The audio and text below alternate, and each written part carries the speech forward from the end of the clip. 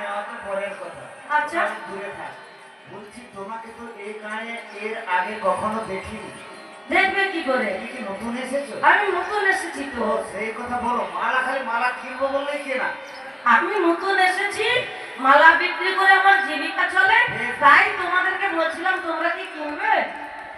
কিনতাম আমি, কিন্তু পরিচয় ডাক্তারের কাছে কেনা উচিত নয় তো।